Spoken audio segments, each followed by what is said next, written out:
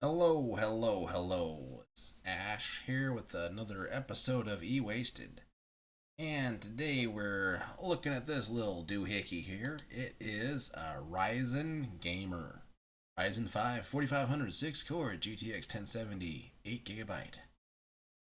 And it has a new full ATX AM5 motherboard. This is, relatively new speaking. I got it in trade from someone. The last video we did was on the Lenovo Legion case that we redid with the X99 build. But if you watch that at all, remember that the person who I got it from got this as a replacement motherboard, and it didn't fit in that case because it's micro ATX. They had it in this extravagant older full ATX case that just didn't really do the product right here, just because it is like when we jot over to the browser section here and we'll look at what one of these motherboards would look like new if you're going to get one. Yeah, this is the motherboard in there. Yep, ASUS TUF Gaming B450-PLUS AM2, and that's like dang near 170 bucks, 180 with tax maybe. But we will get this build video going on here, see exactly what I'm doing. I'm removing this motherboard from the old case just because this case is old enough where it doesn't even have 120 millimeter fan slots on it. It's only got like a bunch of 80 millimeter fans for the rear and for the front. So yes, it was high time to find a new case. And you might ask, which case did I get instead? Like what could be better than that gem of this old system that I'm pulling out here? Well, I figured this would be better for $40. Zalman T7 ATX mid tower compact desktop PC case. Comes with 2x 120 millimeter fans pre-installed. 3D pattern mesh design for high airflow. Tinted acrylic side panel. USB 3.0. Good stuffs to have, yes. Indeed. So, anyways, here is our motherboard, as we had talked about. That's like a $170 motherboard. That's not too shabby there. And the other thing that was going on is that it actually had an NVMe drive installed on the motherboard. And I don't know if the guy left it on accident, on purpose, or whatever. But it was it's a Samsung, like 500 some odd gigabyte. It's pretty speedy, as we will see later in the passmark results. But yes, so yeah, there's that motherboard. Got it up with my Ryzen 5 4500, which is also a new CPU that I got for a different build a few, 4 or 5 months ago or something. And that build just kind of sat for a while till it finally sold, but it didn't sell till I swapped this CPU out for a used Ryzen 5 5600G, which I got for super cheap, like 30 or 40 bucks locally. That allowed me to drop the price of the system down a little bit, and it all worked out in the end. But anyways, so here's me unboxing that brand spanking new Zalman case here. Yes, there it is over here. And then up in the corner is me unboxing it and getting figured out what the heck am I going to do with this thing? How am I going to route this, Sometimes cases are intuitive and set up where you don't really need to make many changes, and sometimes you're like, hey, I got to rotate that fan. Do something, gotta change just a little bit sometimes. But anyways, so what is the Ryzen 5 4500? What should it perform like? According to the average pass mark scores, we're seeing that around 16,000 in the multi-thread, around 2,500 in the single thread. And when we go and we compare that to what we got when we did it, I actually got less. So there might have been some tuning in the motherboard that we could have done to get, as far as the multi-thread, get that up just a little bit, because that is a little bit less than we'd be expecting. But the single thread is actually better by just a smidge. So, you know, if you're the one owning the PC and taking time to play around with all those motherboard settings, you could probably get that dial to crank out just a little more than it's doing. But when you're putting them together, a lot of times you don't have time to fiddle with it and get, you know, every little bit that you can out of it. Anyways, me trying out some of those Lenovo Legion case fans that I had on there, because this system here actually had built-in ARGB controls on the motherboard. So I was like, hey, it can use those. At first I was trying like, oh, I can plug them in and use them all with this, you know, Lenovo Legion little fan controller that it had. But eventually I figured, no, that wouldn't be good, because like I tried hooking it up and it actually, I think it shorted one of the fans out. Let's see, like in the final picture, if we go back to that here, I ended up just having one of them in the middle and then one of them on the back. And I think that was a pretty good use of them, just because I ended up hooking them up to the motherboard and it only had like 2 connectors for them, like right down here or something. 2 little ARGB connectors on the motherboard. So that's what we got. One in the middle in the front and one on the back side. Yes, indeedy. Well. So there was our CPU score. What are we on to next here? Yes, we were talking graphics card. Which graphics card did we put in this build here? We put in the GTX 1070 by MSI. It's the Aero 8GB version. It's the TI. And I actually got hooked up on the eBay deal because it just said it was like a GTX 1070. It didn't say anything about being a TI version. But once I got it loaded up with drivers, like, oh, it's a TI, which meant that it performed, you know, pretty dang well here. So we look at what should a 1070 Ti be scoring here. And it says it should score right around like 14,693, you know, approximately. Right around that, approximately. And we look at what we got when we ran the test ourselves. We got 14,795, so just a smidge over, which is, you know, doing pretty good. At least you're not under, you're a little bit over. That's really not a bad thing. No, it is not. Anyways, here. And this is the RAM. Yes. Just some cheapo $15 off eBay used 16GB kit, 2 8GB sticks. Yes, that went into, you can kind of see it in the picture here. See that? That would be the RAM right there. Arg, there's the RAM. Yes. And then you might ask, what was powering this whole thing, huh? What was powering this whole thing?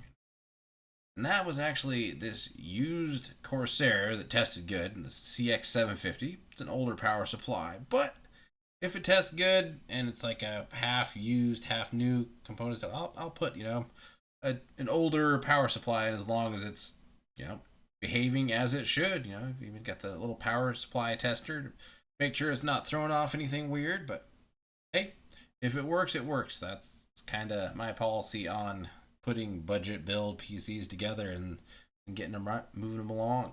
Yes, if it works, it works. And hey, Corsair 50 watt power supply, it's not the newest thing out there. You could go, you know, go spend more on it if you wanted to buy one used. I don't know. I don't think it'd be worth it off eBay. You know, $40 used, when you can go to Amazon and get like a brand new 600 or so watt thermal tank or something else for right around $40. I'd say if you're going to spend $40, but if you get it in some, like, you know, $20 deal locally, or you get it in some big lot of computer parts, then hey, that could very much be worth it. Yes, it could. So yeah, back to the case here. I'm getting on with the routing of the cables and stuff. So what we're going to do now is we're going to switch over to the camera main and critique my building a little bit more. Just trying to dig into what I'm actually doing here. So get into the rat's nest of the wiring in the back of a PC, and I find it's good to take your time with that. And not only just take your time to do it once, leave that back panel off, because when you're putting a build together, most of the time you're going to find like, oh, something didn't work. Now I need to get back there again and change something. It happens quite frequently, ridiculously frequently. We're gonna up the speed here so we get done with this video a little sooner, because it looks like I'm stalled and something there. There we go, 4x speed. That'll get us through to the other side here. Look at me move now. I'm figuring out very quickly that I don't want to use that Lenovo Legion ARGB controller, because it doesn't flip and work. It doesn't work at all, my friends. Not in the very least bit. Doesn't even kind of work. I mean, I don't know if I was trying it wrong, but it just didn't work. So here I am. I'm breaking my own rule, of course. And okay, I think I did everything right. I'll just button that back panel on. And so I did, and so I had to take it off again. Probably good 2 or 3 times. I guess it is, it's not that big of a pain to take it on and off, because it does protect your cables back there from, putting undue pressure on them. So I guess there is a perk to putting it back, putting it on before you flip it over each time. Maybe, but I think the cables might just survive if you did or didn't. I don't know. But yeah, here I am working on the front side. Got the power for the CPU plugged in. Getting the screws in the motherboard. I think that's still just screws. Yeah, I haven't stuck any plugs in. Now I got the main power to the motherboard on. There we go. That's a reaching fan there. Look, I had to reach all the way back to the front, from the front of the case to that one there. Like, that doesn't make sense. That looks bad. Bad cable management right there. Yep. So that's why I changed it. Have everything going into the bottom, kind of get it out of the way, then kind of either tie stuff together. That's what you want to go for, is minimal cables as you can see possible.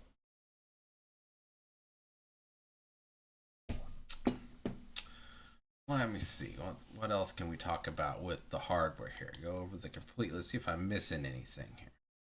So yeah, the Ryzen 5 4500, it's a 6-core, 12-thread CPU. And if you look at it, it only draws 65 watts. That's why I make that.